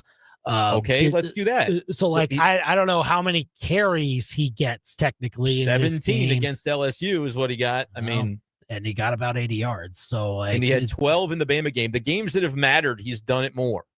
All right. These close games where they've needed him to do it, he's done it. The last 2 games, it's been 12 and 17 rushing attempts. No, see here, I'll still say under because I believe in Mizzou in the front seven's discipline on this. They have upgraded at linebacker, I believe, from last year. They have, I think the experience on the line is a lot better when you talk about Zion Young being a year more experienced, seeing this guy before, and then Damon Wilson obviously being in this league and being able to have the type of success that he has had so far could add an extra wrinkle to that. Chris McClellan also very important when it comes to the interior of containing a guy like that. No, I just think that Mizzou will have, I think, maybe a better plan this time around for his running attack. When we talk about making sure he doesn't split out all that much, I think Mizzou actually will do a fairly decent job of that. Won't be to say that he never leaks out and breaks off a big run. But again, to get to 60, he'd have to do that at least 4 or 5 times to make that happen. So unless he's running 14 times and, half of them are good, solid 5-yard gains, which he'll take those as well, I think, too. Sure. It just, I believe that in passing situations, like if we're talking about scrambles, that I think Mizzou will limit the number of times that they get burned on that part of Pavia's game. I don't know how many, let's do it this way, and I don't know the answer to how many he's had this year. But I can tell you that from his last couple of games, let's just isolate to Alabama, LSU, because those were the 2 games that Vandy has played that were against good teams and contested because they blew out Virginia Tech and South Carolina. Those teams aren't as good. He had a 36-yard run against Bama and a 21-yard run against LSU. Those were his longs for the game and really his longs for the season. Had a 33-yarder against Utah State, but otherwise it's just happened a couple of times. What's his longest rush? And then I guess I wonder how many, let's call it 10-plus yard rushes will he have? He'll have a couple of 10-plus yard rushes. If I put it at 1.5, you're taking over 10-plus yard rushes? Yeah, I think so. What about 2.5? Would you go over still? I wouldn't. Okay. So you're going to say a couple. Yeah. What's his longest? If I set it at 17.5 yards, what are you saying? His longest rush. Man. I'll say over. Here's the thing. Jason texted in. He put in an over under of like 28.5, which I think is pretty high for his longest run. I would say between those 2 numbers somewhere, I think would be where I maybe fall. Okay. I don't know that he'll have one that gets to like 25. Could he have one around 20? I mean, could he? But I think there's going to be 3 where you're going, oh man, he did it again. Dozen yards. Oh, there's 14. Oh, there's 17. Like, I'm taking his over on rushing yards, which I finding some other sites. I'm not looking at them, but I'm looking at kind of an aggregator of them. 53.5, 56.5, 58.5. So like maybe I went a little bit high with my first guess, but I think you'll get to 60. I think if I set you rushing attempts, I was trying to find that number and haven't seen anything listed on it. But if I set it at 13.5, I would take over. I think he's gonna run a lot. It's gonna be designed. It's gonna be when the play breaks down. It's gonna be both, and you have to figure out how to defend both because he's been very effective at both. His yards per carry this year is 5.7, sprinkling of sacks that he's taken. Right, that's pretty impressive with how he's put it together. No, I just feel that it didn't go well for Mizzou last time when letting out Pavia to run in passing situations. The play breaks down. He burns you with his legs. But I feel like they learned that lesson and will just say, like, okay, if he really is a better passer, like, we still have to try and prevent that as much as possible. But we know that we can play better against a running quarterback like this based on what we did wrong last time. Let's make that adjustment at least, and then see if he makes his own adjustment. So I'll say that I would be interested to see where his passing total is for a game like this. It's around, what would you guess it would be? As 199.5. It is higher than that. Most places I see 217.5. I see 213.5 as well. See, that is where I would maybe think over And if you're saying under on rushing, I think that's your parlay. I think if he goes under on rushing, it means he passed for it. Yeah. It doesn't mean that Cedric Alexander did it necessarily. It means that Mizzou maybe took the approach that we talked about with Calum McAndrew, and they hemmed him into the pocket and said, beat us, and then he does. Or at least to an extent. Which, I mean, that's how they played. That's the way the offense moves. From the time they played Diego Pavia last year to now, that is how they have played mobile quarterbacks. 100%. When you talk about Lenore Sellers and Jackson Arnold and others like that. So, I mean, maybe they play him the same way. Now, Pavia is, I think, the best equipped right now to beat you that way. And to beat you both ways, frankly. Yeah, so that'll be the challenge for Mizzou, and that's why just offensively they need to keep pace, man. It's just going to have to be one of those games, I think. So, yeah, they played this way last year. I'm not even going to say like from the time Pavia forward. I think they did it from the beginning of the season last year because they faced multiple guys, if you recall back to early last season, where we were talking about this. We talked about it with, at the time, Thomas Castellanos. Now he goes by Tommy. Yeah. Castellanos had 13 carries for 16 yards. Now, I think he took at least one big old sack that kind of hurt those numbers, but Mizzou hemmed him in and he threw for 247. I'm forgetting the kid's name from Buffalo, but he was kind of built a little CJ Agbana. CJ Agbana. I knew it was CJ something. Build kind of similarly. Like Pavia is just the one that kind of broke him a little bit in the way that he was able to still get his yardage on the ground. And so I would just have a little bit of concern if it happens again that way. But if they look at that result and say we can't let that happen, I think he throws on this secondary pretty capably because that's kind of what Mizzou has allowed teams to do. Not necessarily long distance all the time, but they're getting them in 5 to 10 to 12 to 14-yard chunks. And this is a Vandy offense that will allow for you to play them that way, and they'll take what they get and they'll keep the ball from you and keep it from Ahmad Hardy and keep it from Bo Prabula. That's where I would worry a little bit. I don't have a strong take because the line is higher than I thought it would be at 217.5. I don't have a strong take on it, but my take is strong. If you do say under on rushing, I think it's because he throws and goes over. All right, 875-KTGR if you want to call or text in over-unders to us from Mizzou Vandy. Daniel saying over-under. 7.5 times they show Pavia's mom on the ESPN broadcast. That's been a big topic. Yeah. Boy. It's been a topic. Folks like Theo Vaughn making that an even bigger topic. Oh, yeah. But speaking of Nashville comedians, it does sound like Nate Bargatze is going to be the picker. Yeah. The guest picker, it looks like, which is cool. I like him. I think he's great. It's cool. You know he's going to be at Mizzou Arena in a few months, actually. Oh, is he really? Yeah. So that adds a little intrigue, too. Yeah, he's a big fan, but show. like he's like a Vanderbilt fan that like is a legitimate Vanderbilt fan, right? Like he's not just jumping on this bandwagon. He's just been a disappointed man his whole life when it comes to Vandy football, and now it's happening for real. And I think it's cool that he gets to be kind of involved in a major capacity with that. Hope he loses this weekend, obviously. Hope he doesn't like the result of the game, but I do think that's a fun little side note. And look, Mizzou's the sideshow. We know that this week. Mizzou's the sideshow, and they just get to show up. That's what Drink said. Yeah. So there you go. 875-5847 to call or text us. What's Ahmad Hardy's over under? Where would you set that at? I saw it. Let me get it confirmed. What would your guess be? It's a more fun way to frame it while I kill time and get the answer for 65.5. Oh, it was higher. And I think it's right to be higher. I saw both 84.5 and I'm looking at 86.5 as well. So let's call it 85.5. And I think that's right.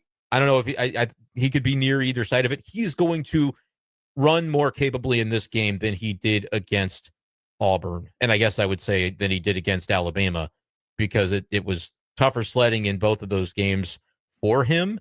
We talked more about in the Alabama game, just not having the opportunities. Only had 12 carries in that game, but 4.3 YPC. Against Auburn, man, his yards per carry was 2.4 on 24 carries. Yeah, it wasn't great. He had 58 yards. So, no, it wasn't great. I consider that a reflection on Ahmad Hardy, 0%. Like, I truly think there is not one element that he could have done with the plays that they called to have gotten more out of it than he did. I'm not looking at that game going, oh, Ahmad Hardy stinks. He didn't do anything. Don't you agree? That offensive line, and we didn't get to ask Calum about it, but that was probably my biggest disappointment. Well, knowing Auburn has a good defensive front, they gave him zero chance. Well, and maybe that harkens back to the coaching staff not having them well equipped for that game. Yes, and 1,000%. Yeah, so if that gets corrected this week, then you'd have to expect that Ahmad Hardy. Now, he did get contacted quite a bit at the line of scrimmage against Alabama too, and so maybe there's just a couple of weeks of film that you've got to look at and say, like, okay, let's shore up our bread and butter plays. Yes, so that's they're at least they're attacking that play much more than they were the last couple of weeks. So I would say for a game like this, now keep in mind, it could be similar to Alabama where maybe you're in a ball control game and because of the way Vandy's offense operates, maybe they take up a lot of time possession. They will, but you've got to do it to them too. You have got to establish it and make that the way that you do it to them as well, you know? Well, and I'm not saying like it won't necessarily materialize that way. Like I would say higher than 12 carries for Ahmad Hardy than what he had against Alabama. But if I said 17 and a half, what would you do on rushing attempts for him? 17 and a half for rushing 17 and a half attempts. Oh, man. I'm taking the over. It was interesting. Jason texted in Hardy and Roberts total touches 19 and a half. I definitely think that's over. Yeah, because touches would include receptions. Carries, they won't be many, but I would say 19 and a half carries over. Yeah, for the duo. Right. You'll try and get both of them going. Certainly Hardy with him being the lead guy, but yeah, it feels like a game where if the script does go your way, then Hardy is getting more chances and the play is working. And Mizzou's coaching staff won't go away from it if it is working. So that should lend to him getting a high carry total. So yeah, I'll say over on his stuff. Yeah. Can I offer something? This will be kind of a preview to tomorrow. And it's, if I told you the game total is over under 52 and a half, I'm not asking you for a score. Game total 52 and a half. I've made comments that said this will be a race to 30 and then the game starts. So I obviously, baking that in, I have imagined a world where there could be a lot of points scored in this game.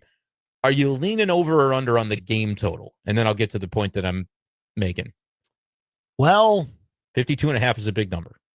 It is. However, I mean, sometimes when we assume that the two offenses are going to have their way, then it's like both teams in practice, in preparation, they spend, I don't know, they'll say that they spend equal time, but like they kind of worry more about what their defensive plan is based on how good the other offense is. And so the adjustments get made and eventually you see two really good offenses struggle because the defensive game plans were good against them. So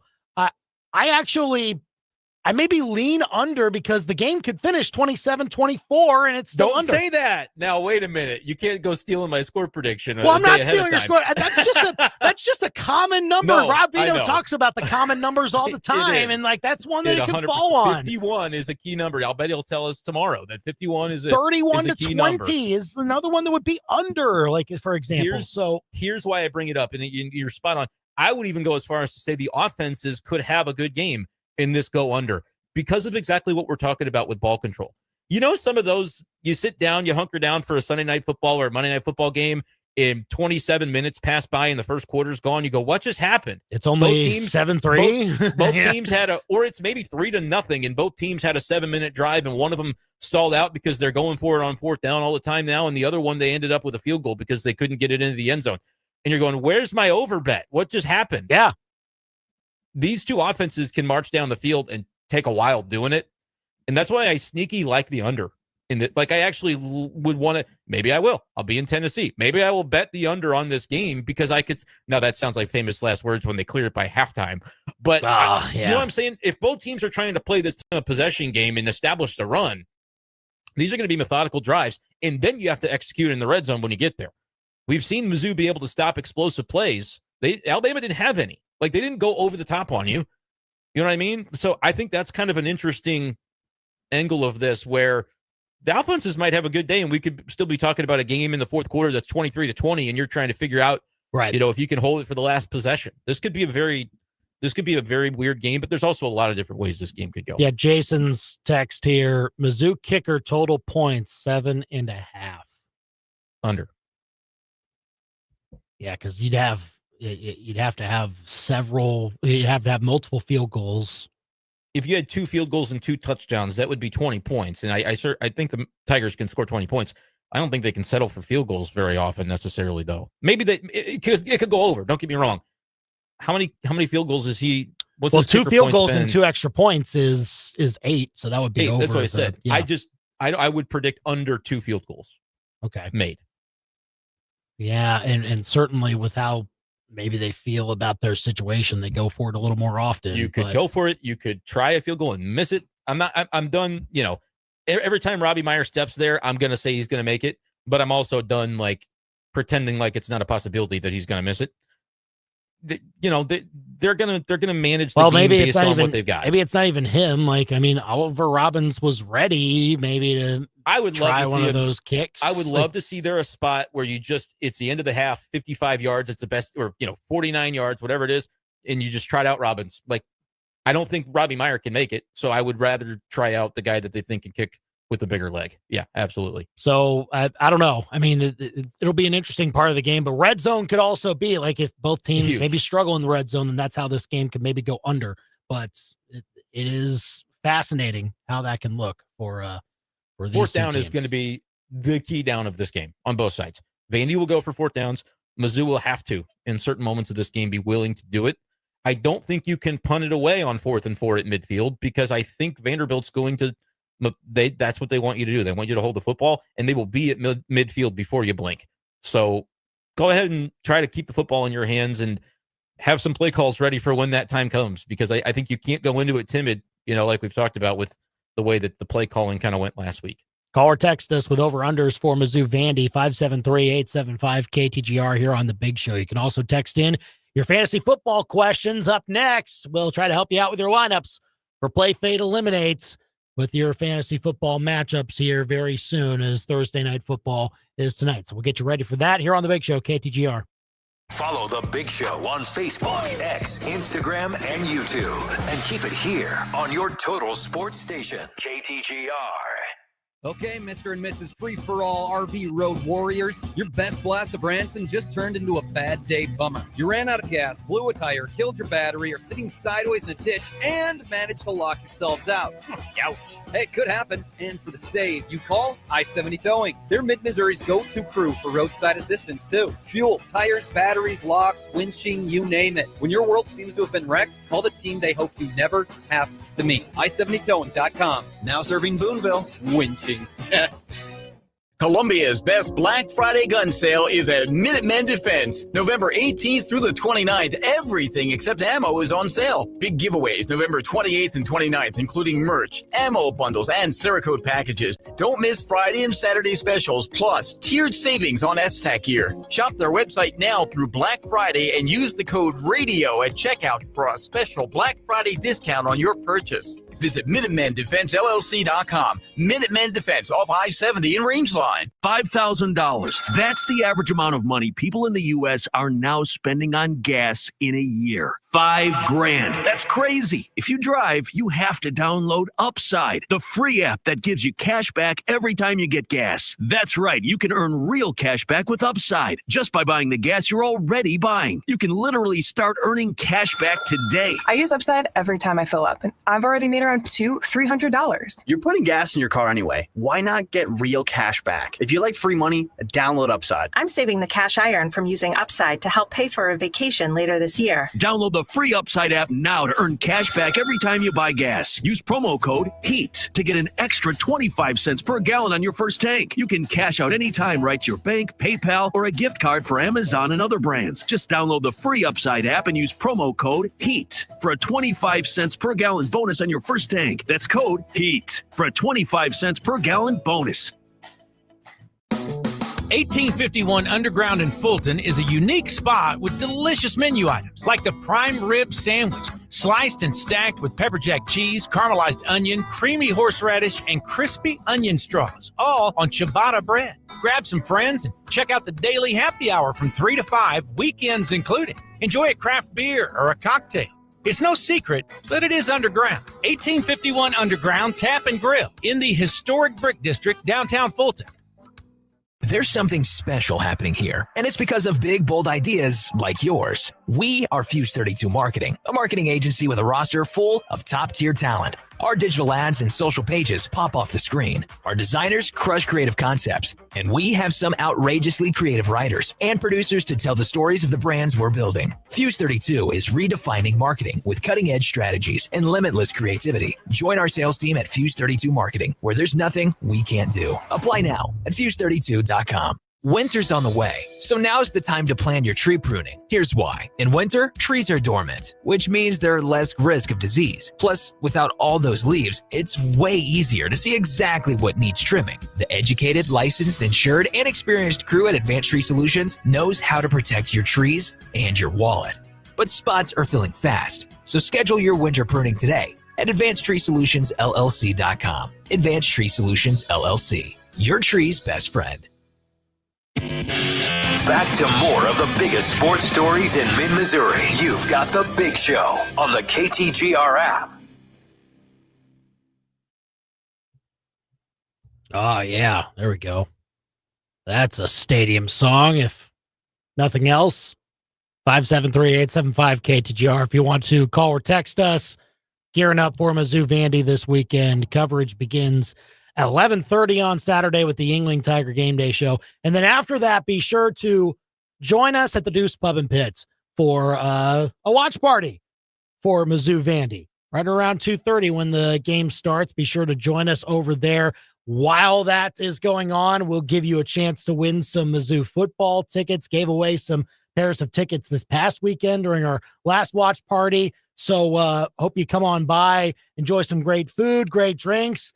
Yuengling, free flight by Yuengling while it lasts. So go and check it out. All the details on the KTGR app. And you can go and RSVP there if you want. We also have details on our Facebook page on all of it, too. It was a fun time last time. Be sure to come by and partake in whatever you'd like over at the Deuce Pub and Pits. Should be a fun time during Mizzou Vandy coming up on Saturday. 573-875-KTGR here on The Big Show. All right, while you're toiling away with over-unders and what's going to happen with Mizzou Vandy, well, pro football also going on, and you need help with your fantasy teams. It's time to play Fade or Eliminate.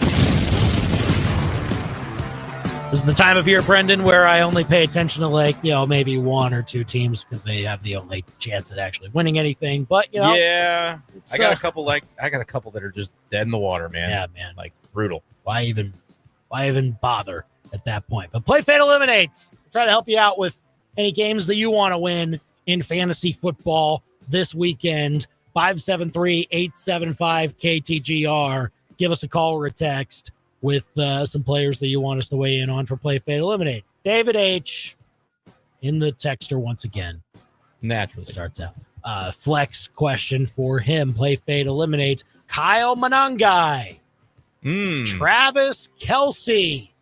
Wow. Kendrick Bourne. Yeah, I know. Oh, Born to Run. I've liked Kendrick Bourne. I think against the Texans, you can easily kind of rule that one out. The Texans, despite what Jackson Smith and Jigba would do to you, do have a good pass defense. I don't think Kendrick Bourne, with the Niners getting a little bit more healthy, I know Kittle at least was back last week. I don't think Kendrick Bourne is probably an option here. So he's my easy eliminate for this one. You don't have to drop him yet, but I don't think I'd play him over the other options. Travis Kelce is probably in that 10-point window. I think Monangai could get you 5 instead of 10, but Monangai's probably got a higher upside, and they're playing the Ravens, who we just haven't seen be very good defensively. They did tighten it up a little bit against the Rams before their bye, but still not great. Monangai, the Bears want to run the ball, and they want to take it off of, the pressure off of Caleb Williams, so I don't mind the Monangai play. I think you just probably play Travis Kelce, though. I wouldn't overthink it. I would go Kelce as the play, fade the Monangai idea, and then Bourne's the only one that I don't really want to play in this week's matchup. But don't you think Travis Kelce, I get it, he's been underwhelming, but he's involved. The Chiefs are humming, liable to catch a touchdown just about any time he's in the red zone. I would lean Kelce in that spot. Game script matters, right? They didn't really need him outside of one drive last game. Right. Yeah, that's a big reason he didn't do They've got everybody back. Rice, Worthy, Hollywood Brown is still in the mix. Juju is still in the mix. Like they're trying to get everybody in. And so now it's kind of the conundrum you've had with Chiefs players maybe in the past when they were really at their height. Like you knew Tyreek Hill was going to be getting a bunch of numbers and Travis Kelce. But then other than that, even though their offense was humming and everyone was eating, you just never knew which one was going to pop off outside of those two. And even there were games where they didn't. And so it was hard to predict. Yeah. And I think if you see another big game from an young guy from your bench, and then you're waiting for the Monday night game with Kelce and he gives you 3 for 25 yards and you're disappointed, like that would be unfortunate. But I also think the inverse of that is like, you got on the Monangai train a little bit too early. The Ravens are tightening things up on defense. They're playing at home. And you're going to feel real dumb if Travis Kelce goes off on Monday night and you played Monangai for 4 points. You know what I mean? Like, you can't predict the future, but you can also kind of manage your expectations and say, what would be worse if it did go awry? And I think it's worse probably to start Monangai before we really – I need one more week to know how involved he's going to be. Bears have been very run-heavy, and it won't always be that way for their game script either. All right, call or text us with your questions on fantasy football, 573-875-KTGR. Here's a good one from Evan in Boonville for a wide receiver, too. Quentin Johnston. He plays tonight, yep. Also playing tonight on his same team. Ladd McConkey, if you have both, which one would you go with? McConkey, I don't think I could sit him. He's coming around. I know he had a slow start to the season, but if it's just those two, if that's all he's asking about, yeah, I'm going McConkey for sure. I think as the season goes, he'll be more liable to get the target share. Johnston might be a better touchdown bet. And sometimes if you really need a supernova, he can be the one to give it to you, like the 8 for 98 and a touchdown that he had a few weeks ago. But I think I'm starting McConkey still over him if I had to choose. And I would probably look to trade one of them, off of a great game. If whichever one goes off tonight, if there's one of them that does, maybe just get yourself a comparable wide receiver on a different team so you don't have to face that question every week. Because I think both will be good for fantasy, but it can be very boom bust if you're thinking about only being able to start one of them and then you don't want to start the other one because of him being on the same team. All right. How about running backs here? And maybe running backs that you're putting in your lineup if you're really up against it. Yeah. All right. Play, fade, eliminate. Justice Hill. It's a big bye week, by the way. So this could be happening for people. Justice Hill. Tyjae Spears. Trevion Henderson. Oh, man. Henderson is so gross. He's actually the only one I know that just flat out eliminate until your guy, Mike Vrabel, shows that he's going to put him on the football field. I cannot start him again. I've been doing it. I cannot do it again. Spears will get 4 to 5 rushing attempts. He will catch 3 to 4 passes, and so he won't kill you. Who was the Justice Hill was the other one he gave me? Justice Hill, Tyjae Spears, and Trevion Henderson. Yeah, Hill is kind of the same way. Hill and Spears are actually identical. I would ask myself, which offense do you think can score more points and can have more success? And that's the one you pick between Justice Hill and Spears. Hill has gone 5, 1, and 5 receptions over his last 3 games, and I'm always looking through a PPR lens. Spears has only been active and healthy he's played 3 games. Didn't catch any balls in the first one. 4 receptions, 3 receptions in the past 2. Neither are a huge threat as a runner. Ask yourself which offense is going to have the better game, which looking at the schedule, Ravens play the Bears, the Titans play at the Colts. I would say the Ravens probably have the better chance to move the ball, and so I would start Justice Hill and fade Tyjae Spears for that reason, but I could go either way on that one. All right, Jason needing help with his gauntlet once again. He's still alive, He's baby. still alive. Got it going. What's this name? Do you have the texter? Gagsden. Oh, you don't know about this guy? No. Oh, you have no idea. Position, you don't know anything, huh? No, I was looking for him. He's a Chargers tight end. He's a tight end. See, that was the one position group that was not. I was looking by position group. I didn't get to the tight ends yet. Okay, so Gagsden, Aronde Gagsden II is one of them. No worries. Jason said tight end. Thanks, Jason. I just was dumb. Chuba Hubbard or Woody Marks. Those 3, one flex. I was going to ask if you had a venture of a guess at the stat line for Aronde Gadsden II in his game last week. 7 receptions, 164 yards and a touchdown. That was that late afternoon window. You might have missed it, but yeah, He definitely did. Yeah. He went nuclear, and that's his second game in a row with 7 receptions. Tonight, this is one of the guys that I was on, and I picked him up in a lot of my teams, and now I'm like, okay, I'm dipping my toe. I'm going to start him tonight. So let that be a lesson to you to maybe not do it, Jason, because I know in your league, you got to survive in advance. You can't be the worst team in that gauntlet league. So he went Gadsden, Woody Marks, and who was the third candidate here? Chuba Hubbard. Yeah, Chuba Hubbard loses some upside for me when you consider that, like, I think they gave him the start and more of the opportunity last week. He just didn't do a lot. 2.2 yards per carry, 14 carries for 31 yards against the Jets last week, only 2 catches. Rico Dowdle is the running back. I'd rather start there. So he's my eliminate. Woody Marks, who do your Texans play this week, Andy? San Fran. What do you think about Woody Marks? Because they were trying to give him the ball on 4th and 1. I didn't think they would really run him like that. Dumbest thing ever. He's a pass catching back right now. It's all he really is. But that can be valuable if he gets some yards through the air. He had 3 for 25 and a touchdown through the air in the game on Monday. That would have been, 11 points. I mean, if get a lot more than that, Gadsden is due for a drop off, and you got to make that decision tonight, right? Yes, Charger, you do. So you got to do that. Don't flex Gadsden. I would put him at tight end if you do start him.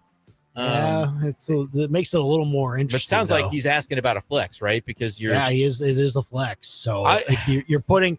So essentially, you're putting Gadsden in the tight end spot, and whichever tight end you have, and then your tight end is going to go in the flex. And you're not thinking about sitting that player if you're, you know what I mean. He's if already in your tight end locked spot. In. Yeah. So that's tough. I would say, Jason, know that I will be starting Gadsden in several places tonight, and if you want to lose your whole gauntlet on a pick that I'm actually using, feel free to play Gadsden. But this would just be such my luck that we both play him. And he goes 1 reception on 2 targets for 13 yards. But I think he does have the highest upside. So he's my play. Marks is my fade, eliminating Hubbard because I think it's more about Dowdle in that offense right now. All right. Play, fade, eliminate here on the Big Show KTGR. Call or text us with your questions. I'm going to give you a wide receiver one to close out. Well, you can still text us. Give us your lineups. What I'll your try to text you decisions back. are. Yeah.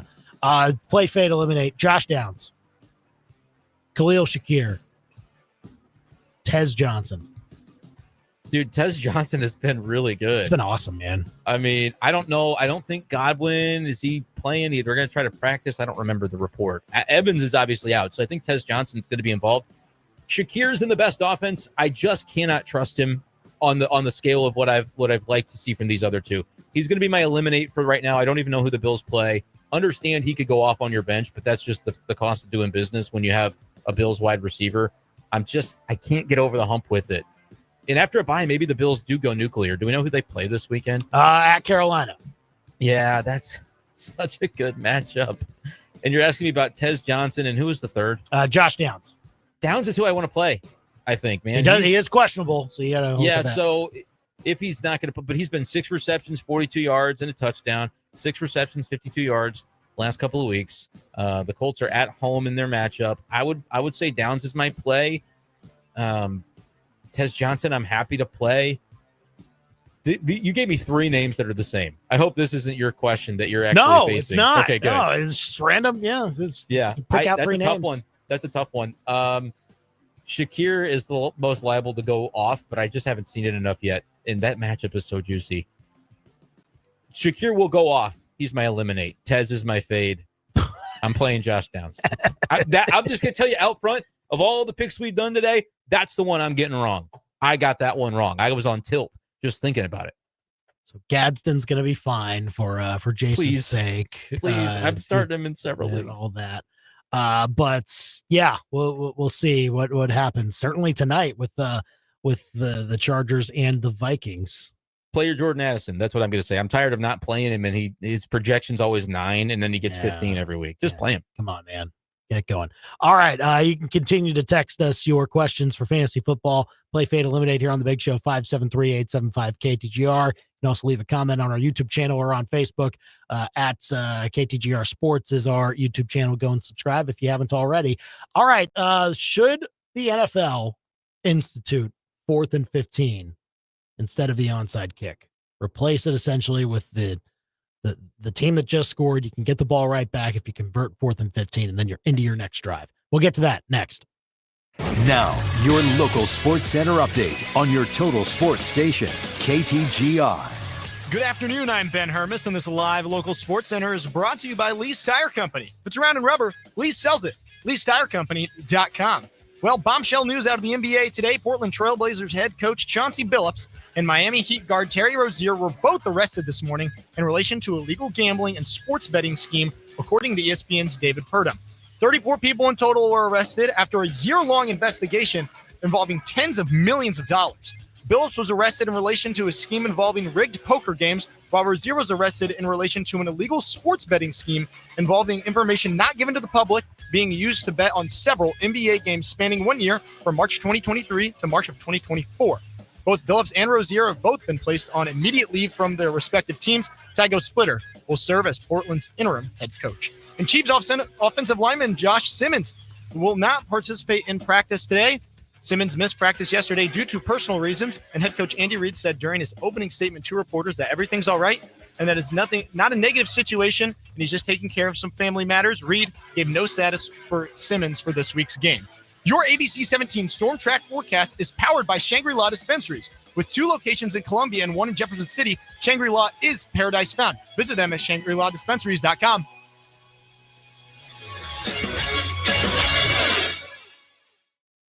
I'm ABC 17 Storm Track Chief Meteorologist Jessica Hafner. I'm tracking increasing clouds tonight ahead of rain chances that'll move in for Friday. Scattered showers and clouds will keep us in the upper 50s tomorrow. We'll likely see scattered showers continuing from Saturday into Sunday with highs just under 60 degrees for the weekend. I'm ABC 17 Storm Track Chief Meteorologist Jessica Hafner, and that's your ABC 17 Storm Track forecast on your total sports station, KTGR. It may not be a Tiger home game, but the party still goes on. KTGR and Yingling are hosting watch parties for every MU football road game this season at the Deuce Pub and Pit. Hang out with the hosts of the Big Show. Enjoy free flight by Yingling while they last and root on the Tigers. Plus free giveaways and a chance to win tickets for future football and basketball home games. Hey, it's Andy. We'll see you at the Deuce this Saturday at 2:30 when the Tigers take on Vanderbilt. Find all the details on the KTGR app. Andy and Brenden here for Underdog Fantasy. Football is in full swing, and Underdog is the best place to get in on all the action. You can select your entries and win money right now in Missouri. Andy, more football on Thursday night. What are you looking at for this evening? Yeah, Vikings, Chargers. And I'm looking at a couple of receivers, one on both teams, that could get higher than their reception number on Underdog tonight. For Jordan Addison, it's at 4.5. I think he'll go higher than that. And look, Justin Herbert has really liked throwing to Keenan Allen recently. I think Keenan Allen gets higher than 5.5 receptions. Both of those picks are in my Underdog entry tonight. And that's how easy it is to get involved on Underdog. Just choose whether your favorite players will go higher or lower on stats like rushing yards, receptions, touchdowns, and more. And if you get your entries right, you could win up to 5,000 times your cash. So download the app today, sign up with promo code KTGR to score $100 in bonus funds or bonus entries when you play your first $5. That's promo code KTGR. Underdog, make plays, win money. Must be 18 plus and present in Missouri. Terms apply. See assets.underdogfantasy.com/web/play and get terms _DFS_.html for details. Concerned with your play? Call 1-800-GAMBLER or visit ncpgambling.org. Buckeye Buyers Club members get a 5% rebate on every purchase now through the end of the year. That's right, 5% of your entire purchase will be given back to you as a Buckeye gift card on top of your already great deals. All you have to do is use your Buckeye Buyers Club account at checkout. Not a member yet? Join today for free by visiting Buckeyes.com and clicking on the Buyers Club sign-up button. It's easy, it's free, and it's only at Buckeye. Shop online anytime at Buckeyes.com. It was 2:30 on a Tuesday when the phone rang. Brian Ware Plumbing answered the call. It was a dismayed wife. Fresh off vacation, her and her hubby came home to a wrecked water heater. It had sprung a leak, a bad one. So while the plumbing team took care of that leaky water heater, Brian's certified restoration guy, Josh, with 2 decades of experience, came in to restore the area and stop mold in its tracks. Another day, another job, another expert added to the team. Ho hum. Better call Brian and unplug your plumbing problems. BrianWarePlumbing.com.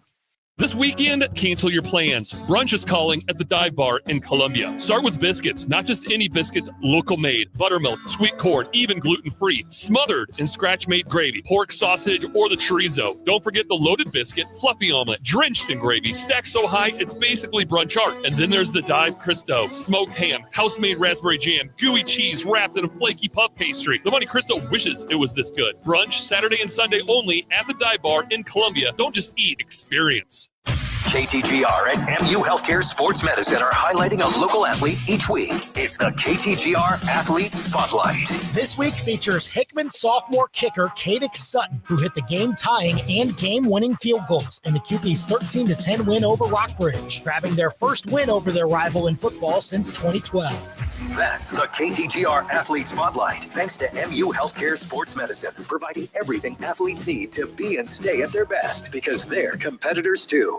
You can read a room and a resume. You can also read people better than most. Perfect. Zimmer Communications is looking to hire a recruiter who gets it. Someone who moves fast, follows up, and has an instinct for finding future all-stars. A driven self-starter who cares about creating winning teams and building the right relationships. We're not looking for the perfect person, we're looking for the perfect fit. So if one of your superpowers is connecting great people with great opportunities, then we'd like to connect with you. We're hiring a recruiter. Apply now at ZimmerCommunications.com. They can't shoot it straight on the golf course, but they can shoot straight on the biggest sports stories in mid-Missouri. Back to Andy and Brenden on The Big Show on KTGR.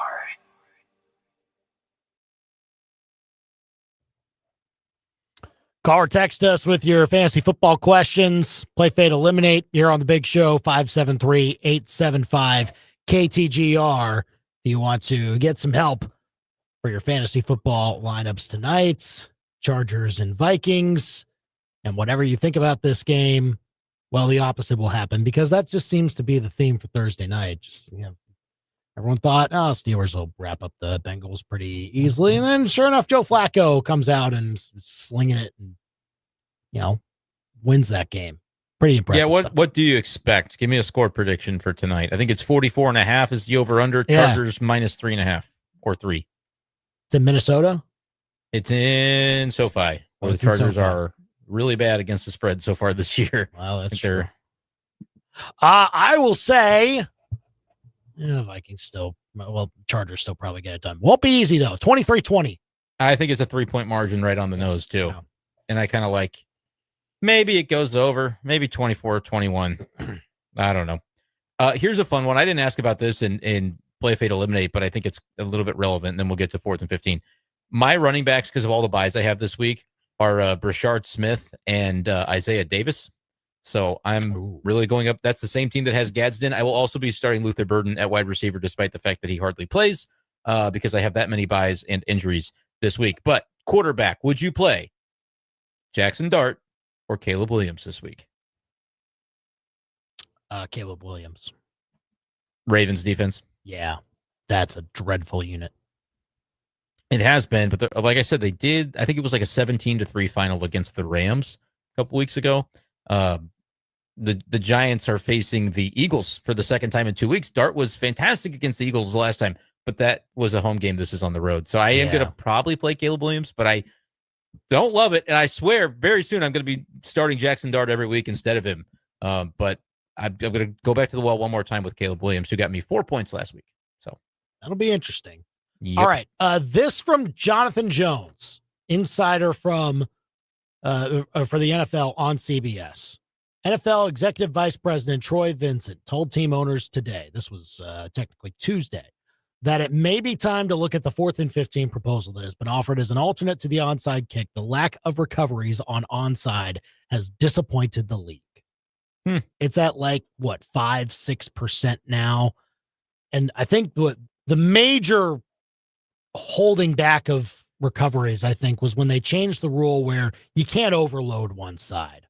They had, the kicker has to be between at least 4 players on either side of the formation. You can't have 7 on one side of where the kicker is. And right. That's what's hurt it too. Yeah. I guess they've done that for safety. I think so. It wouldn't make sense to do it for competitiveness because they want some of these to be successful. Right. And so this has been just kind of a foregone conclusion a lot of the time. Like, okay, they're going to try an onside kick, but it's probably not going to work. And it's great events when they actually do work every so often, but is there now an appetite for making it just a little bit easier for a team that's trying to get the ball back after they score? My hope is that there would be, because I think it would be more interesting. And always I want more plays to be run, because once the team that is going to kneels the ball out, the game's over and nobody can score for fantasy. So I want more, obviously. But I don't know how close we are to them doing anything about it. As much as the right people are kind of thinking about it, that's a big drastic change to make. And I just don't know if they're ready to do that. I would do 4th and 20. I was going to say, if you're going to do it, think about adjusting the numbers a little bit. Like 20 seems like the right number. 25, probably a little too much. You're probably getting to the same territory as onside kick when it comes to that. But 20 gives just a slight increase to the percentage of how successful it can be.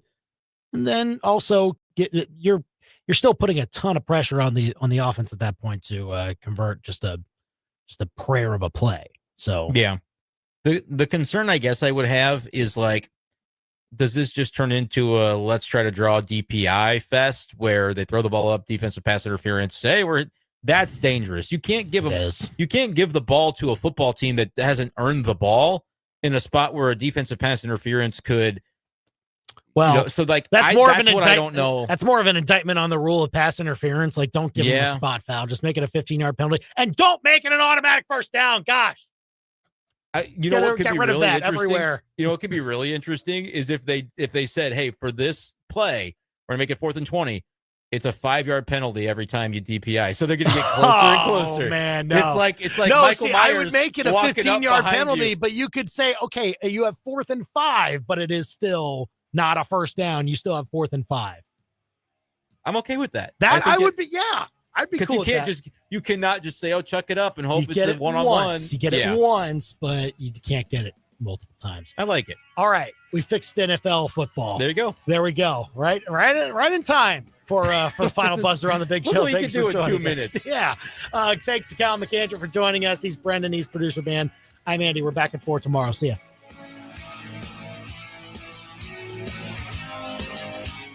The warm scent of maple spiced coffee